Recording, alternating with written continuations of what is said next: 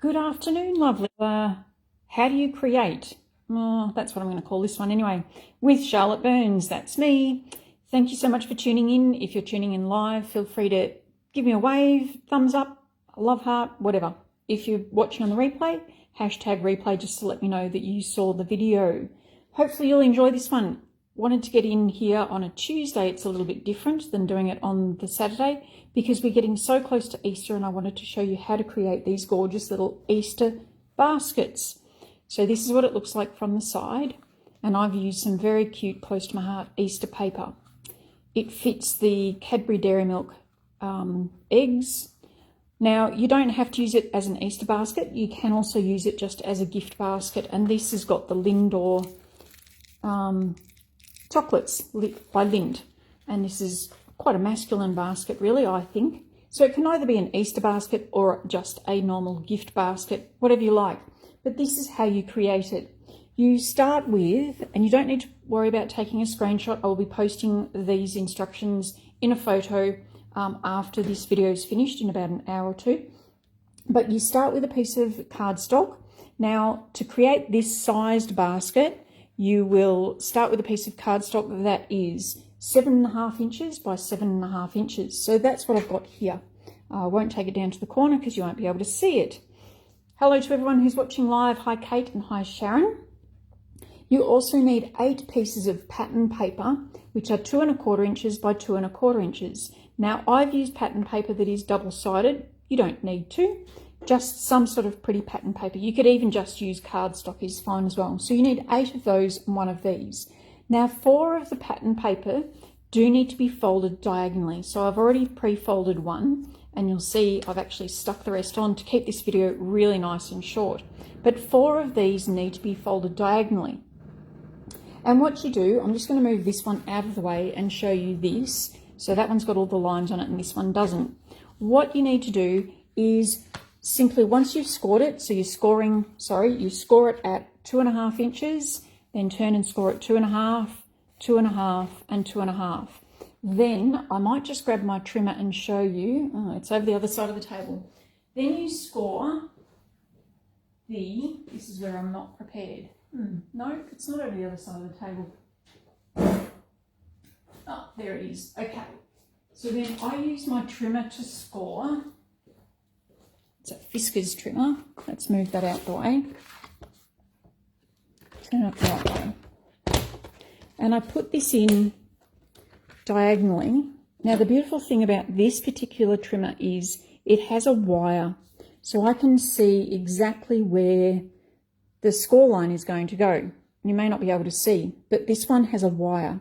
And so what I can do is I can take my scoring blade and I can pop it roughly at the junction point of those 2 score lines. I can then drop it down and I can score up, and then I can do the same with this one here. So I drop it roughly at the junction and then score down, okay? I spin it 180, 90 degrees, I don't know. But I spin it to the other corner and I do the same, and that is scoring with my black blade. So what I end up with is, I'll bring this one across. Hi Trudy, thanks for saying hi. So you've got score lines at the 2.5 and also through here. Now, not through this section. Look, if you really do score through there, it's not going to matter too much. All it means is you're going to have score lines on the base, and that's not a problem. All right, so score lines all through there. And then you're just going to fold and burnish and fold and burnish and just keep going, folding and burnishing all of these 4. And then you're going to fold these ones. Now I'm making it look easy because I have already folded these ones, but we just fold, fold and fold. Hi Anna, hi Pauline. And that's the base. Next, what you do is, now I've already done this one. So on one side, you're going to stick the squares. So if you have directional paper, and what I mean by directional is if you look at these Easter eggs, it's directional. So that's the way the Easter egg goes up. If I had have stuck it on that way, it would look upside down. So if you have directional paper, you need the top of the paper to go to the outside. So this is non-directional, so it doesn't really matter. But I've stuck all of these down. So 1, 2, 3, 4. Then the ones which have been folded diagonally, they go in the corner pieces. So I'm going to show you how I stuck this down. Now it is important to put, a reasonable amount of tape on here. I use the Tombow Mono Air tape runner just because I find it's fast and easy for me. And if I do make a mistake, there are quick and simple ways of correcting that mistake. So I like to go all the way around just so it doesn't come off. And then we pop this one into here. And this is how I do it. I like to fold that up just to make sure that I do get it right on that crease, like so, and like that. Okay, so now we've got them all pressed down beautifully. The next thing is, what I probably should have started with, you also need some ribbon. Now this is about roughly 1 metre, but if I measure it on my mat, that's 12 inches, so just under 24 inches. So it might be 1 metre, thereabouts. You need a hole punch, just a single hole punch. I'm using this one. I know that a fellow consultant used one of the ones that's the longer one that you crunch with your hand. It actually broke it. Now I don't know if that was from previous use or what, but this one I've done quite a few and it hasn't broken it. You do need some adhesive, as you just saw, and a pair of scissors is helpful, but not essential. Okay, so once we've done this, what we want to do is fold these up like that. Okay, so we're folding the paper to the middle. Then we take our hole punch and we're going to go through that. Now, I've made a note on the back of here. When you see this in the picture, it says stick, then punch. Because one time what I did was I folded it all and then I went round and punched it and I messed up because I hadn't actually stuck my paper down first. So do make sure that you stick your paper down first. So we go through and we punch all 4 of these corner bits. Now, if the hole punch doesn't want to go, it's going to make it look easy now. If the hole punch doesn't want to go over that paper, all you need to do is give it more of a burnish. Right, so we're going to keep going with this. And I like to turn my hole punch upside down so I can see exactly where the hole is going to be punching. There we go. It's a great little gift idea if you're going to be giving it to someone. Probably not the best for posting, but if you're a maker and you a crafter and you do markets, this would be a really cute gift to have at markets as well. Okay, so that's what we end up with, and it wants to fold up like this, but that's not what we want it to do. So all you need to do is with your fingers in the middle, just press into these 4 bits, because the basket actually needs to sit up like this. Okay, so those 4 folded in bits come in like that. And now I'm going to show you with the ribbon. So this is another technique this whole thing I watched a video by Kim Tom Holt. She did this and she just used her scissors to poke that through. Now again, you don't need to, but I've given myself enough ribbon that, if the end of it gets a bit straggly, that will be fine. Don't worry too much about the ribbon being perfectly straight through this section. I wouldn't worry too much about that.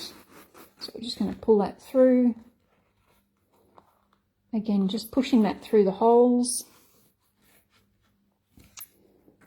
Hi Anna and hi Gay. You're watching from the bus stop. Awesome. Now I know you wanted this at 7, Gay, but I've had a couple of meetings come up, so I couldn't do this at 7 o'clock, I'm afraid. But yes, hopefully you can watch from home and have a go at this. All right. So then we want to try and make the ends of these ribbons fairly even. And that's just a matter of gently teasing the ribbon through till it all comes together. So once you've got this so that that's all together like that, and the ribbon's relatively even at the ends, what you want to do, and this is the bit you might want to watch a couple of times because I thought this was quite clever. You're just going to do a simple knot, but when you come underneath here, you actually want to take it underneath the whole lot. So you're doing a simple knot, but this underneath bit goes underneath the whole, like goes underneath and through, and then comes around to the top again. And then you do a second knot on top. And what that means is that your second knot will sit in the middle. Then you do your bow as normal, and you can always rewind that and watch that a couple of times if you don't quite get what I mean. A bow as normal. If these little end pieces are a bit too long or they've turned straggly, you can always cut them off.